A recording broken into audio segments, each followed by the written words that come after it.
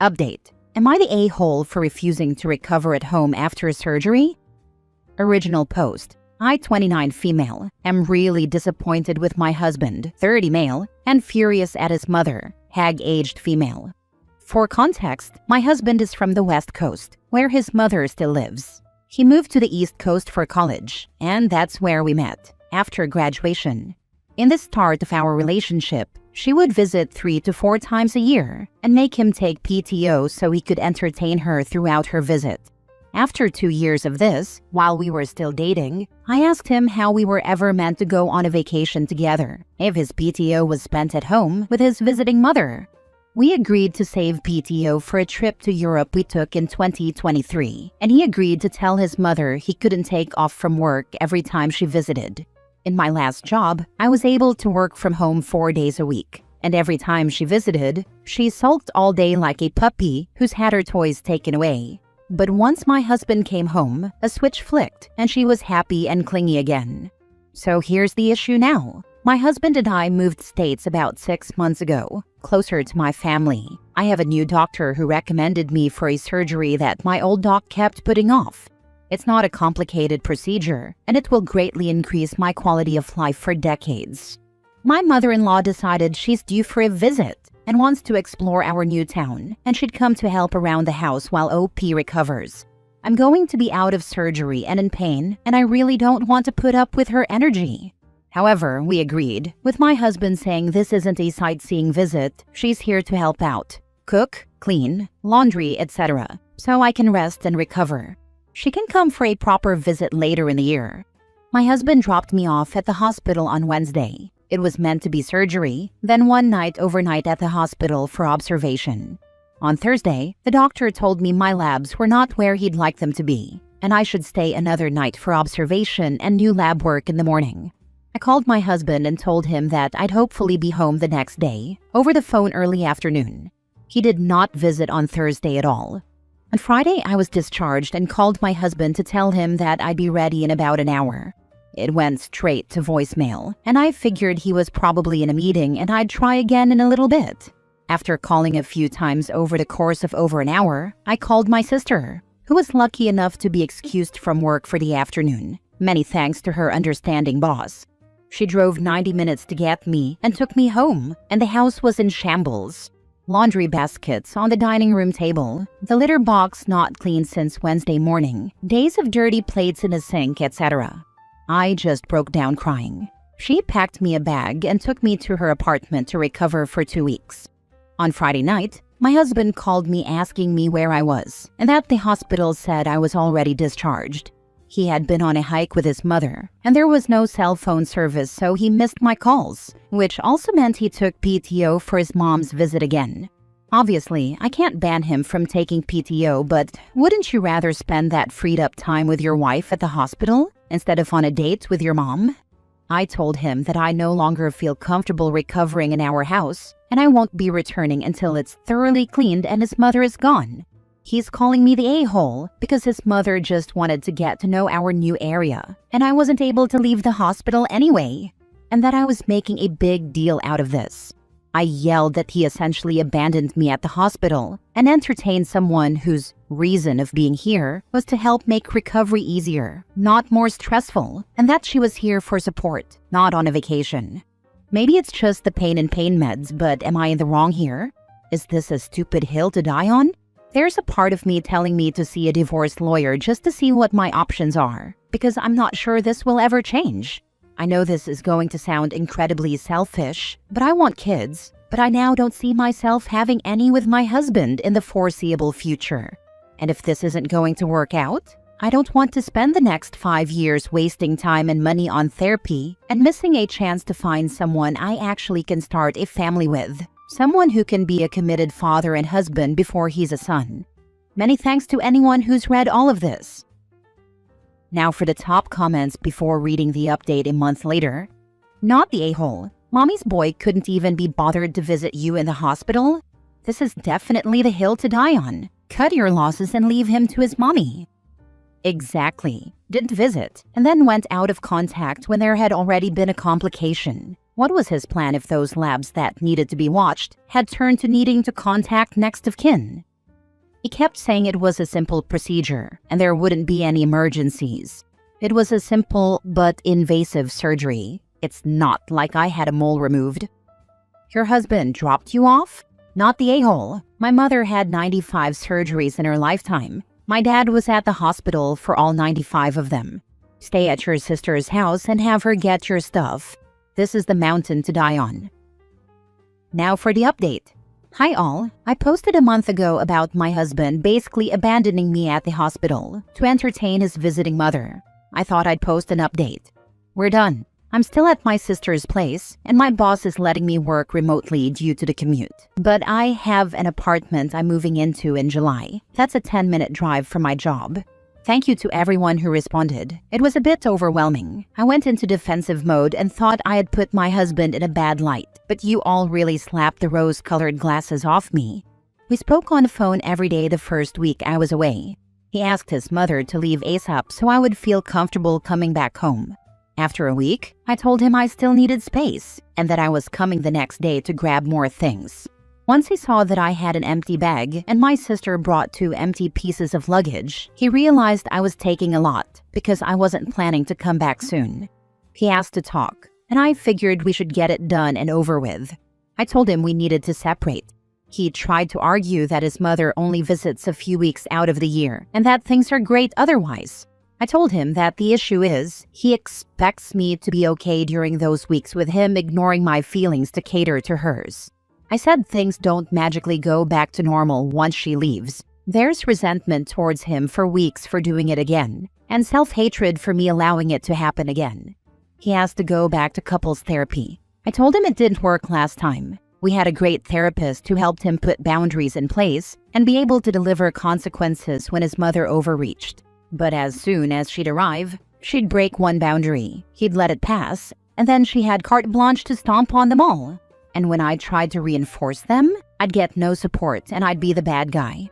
Here's where I may have been a bit mean. I told him I'm turning 30 this year and I want to start a family.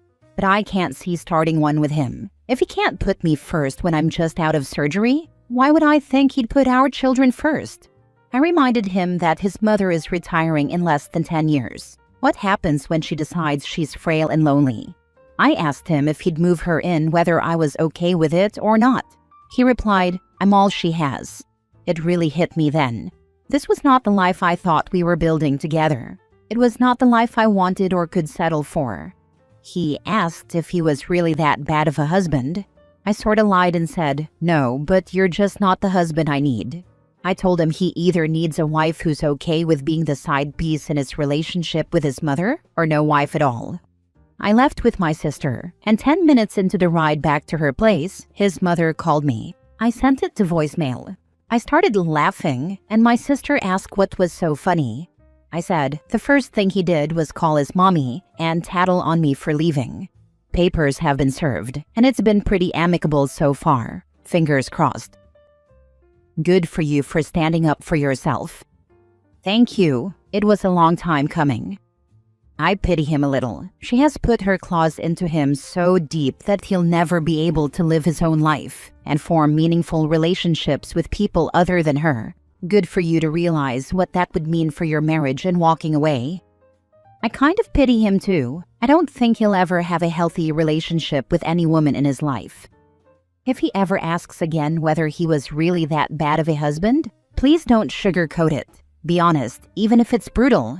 You owe it to yourself to stop carrying the emotional weight of his actions. Let him sit with the truth. He won't grow from kindness that shields him from accountability, and you won't heal by bottling up everything he made you endure. Tell him exactly what it felt like to be treated as second place to his mother. Don't protect his ego at the expense of your peace. Free yourself. Let it all out. Next story. My father-in-law called my parents and said to leave my wife and I alone for a while. So my wife and I had a baby about a year ago, so it's been some time, I know. My wife wanted her family over all the time at the beginning, which was fine, but I felt like things were not as fair and balanced as I'd like. Her family was over every single day the first week that the little one was born. My family? They weren't allowed, said my wife. She needed time with her family first and not strangers. which obviously hurt because strangers? Really? So fast forward, and my parents were bringing us dinners the second week. A couple of times my dad showed up unannounced because he wanted to bring by some things he thought would be helpful. Mind you, this is literally 2 times max when I'd get home after work the previous week and be greeted by my wife and her entire family.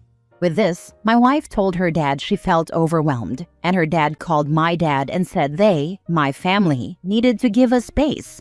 After hearing about this, I absolutely lost it on my wife. By that point, the balance between family was non-existent, and anytime I tried to have a say, I was told, "You don't know what it's like, you didn't give birth." Which, of course, while true, that's discounting my say for my newborn, whom I have a right to just as much as she does, and discounting my say for a house that I, no roast, paid for. Now before anyone says, I'd be interested to hear her side, or, yes, you are the a-hole because after marriage, it's teamwork. Let me just cut past that by the fact that it's been a year since I brought this up. The reason I'm bringing it up now is I feel gaslit and blamed a lot in my marriage, and I'm only seeing it now because we literally see her family like 10 times a week, multiple times a day sometimes. We see my family 2 times a month, max. So I'm feeling anger, frustration, and a loss of balance and control that I thought we had. When I brought this to her attention, she said, "I don't know what to tell you. It doesn't need to be 50-50. What, every time we go see my family, we have to see yours too? No, that doesn't work for me." Any pushback I give, she says I'm choosing my family over her. So only now am I seeing this as a real problem. Or am I the a-hole here, and I'm thinking too deeply into these things? Or is this a controlling relationship, and this needs to stop now? Help, please. Now for the top comments. Not the a-hole. I would suggest marriage counseling. She's too enmeshed with her family right now. If things don't change, will you stay in this marriage? In-laws can ruin a good marriage. Therefore a man shall leave his father and mother, and shall cleave unto his wife, and they shall be one flesh. You're right, but you're missing the point. This isn't an in-laws thing. This is a wife and mother thing. She is setting the tone for this whole issue, and she is deliberately working and downplaying her husband here. Tell her that she can either make an effort for it to be closer to 50-50 now, or you can make it 50-50 custody. Then your child will see your family during your half of the time. If I had my husband's family in my home every day, I would have to get a divorce. Not the a-hole. If your wife won't do anything, then you need to. Tell her parents that you're feeling like you have no privacy with them over all the time, and you'd appreciate it if they limited their visits to once or twice a week. This will make you the bad guy, but your having no say in your own relationship is horse crap, as is your wife's attitude about it. Last story. Am I the a-hole for lying about where I was going to college so my stepsister wouldn't follow me? My mom married her husband Mike when I, 18 female, was 9. Mike had a daughter called Charlotte, who's the same age as me. My mom loved having another girl, and Charlotte never had a mom in her life, so the two of them bonded super fast, and mom was excited to have almost twins, which is what mom used to call us. Charlotte acts younger than she is, always has. She gets attached and wants to be with someone 24/7, and followed me around the whole time like she was a much younger sibling. She'd do the same with mom too. Mom loved it and would encourage it, and she forced me to put up with it. She scolded me regularly when I didn't want to spend time with Charlotte or when I was short with her. Mom told me Charlotte was my sister now, and I should embrace having someone who loved and wanted me around so badly. I tried to explain to my mom that having Charlotte follow me around and be forced on me 24/7 was making me dislike her and not want to give her a chance. But my mom told me that was a child's way of thinking about it, and 9-year-olds are big girls. Then when I tried to talk to mom about it at 12, she told me I was old enough to be mature and loving, and to know the true meaning of family is to love and appreciate those who treat us well, and Charlotte adored me and would do anything for me. I said that wasn't true, because she would not leave me alone. Mom hated that I wanted that. We fought a lot when I was 14 to 16, and then I learned to stop speaking to mom. What sucked most was I could talk to extended family and ask for them to try and talk to mom, but it didn't work. And my dad's gone, so I didn't have another parent to run to.